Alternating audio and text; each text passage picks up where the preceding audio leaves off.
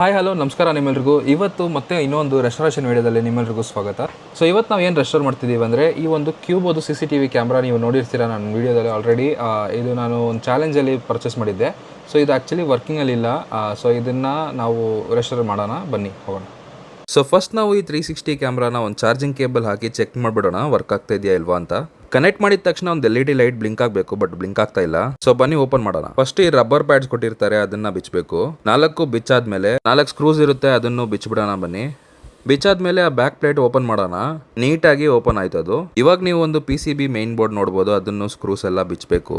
ಹಾಗೆ main board ಅಲ್ಲಿ Poco connectors ಎಲ್ಲ ಇರುತ್ತೆ, ಅದನ್ನು ಒಂದೊಂದಾಗಿ ಬಿಚ್ಚಿಬಿಡೋಣ ಬನ್ನಿ. ನನ್ಗೆ ಯಾಕೋ ಈ ಬೋರ್ಡ್ ಮೇಲೆ ಡೌಟ್ ಹೊಡಿತಾ ಇದೆ. ಸೊ ಬೋರ್ಡ್ ನ ಒಂದ್ಸತಿ ಚೆಕ್ ಮಾಡ್ಬಿಡೋಣ ಬಿಚ್ಬಿಟ್ಟು. ಮೋಟರ್ ಎಲ್ಲ ಪರ್ಫೆಕ್ಟ್ ಆಗಿದೆ ವರ್ಕಿಂಗ್. ಬೋರ್ಡ್ ಅಲ್ಲಿ ನೀವು ನೋಡ್ಬೋದು ಏನೇ ರಿಯಾಕ್ಷನ್ ಬರ್ತಾ ಇಲ್ಲ, ಬೋರ್ಡ್ ಸತ್ತಾಯ್ತು. ಆದ್ರೂ ಒಂದ್ಸತಿ ಮಲ್ಟಿಮೀಟರ್ ಅಲ್ಲಿ ಚೆಕ್ ಮಾಡ್ಬಿಡೋಣ ಎಲ್ಲಾದ್ರೂ ಸಪ್ಲೈ ತಗೊಂತಾ ಇದೆಯಾ ಅಂತ. ನಾನ್ ಅನ್ಕೊಂಡಾಗೆ ಈ ಬೋರ್ಡ್ ಸತ್ತೋಗ್ಬಿಟ್ಟಿದೆ. ನೆಕ್ಸ್ಟ್ ನಾನು ಏನ್ ಮಾಡ್ತೀನಿ, ಇದಕ್ ಮತ್ತೆ ಜೀವ ಕೊಡಕ್ ಆಗುತ್ತಾ ಇಲ್ವಾ, ಇವೆಲ್ಲ ನಾನು ಪಾರ್ಟ್ 2 ದಲ್ಲಿ ತೋರಿಸ್ತೀನಿ.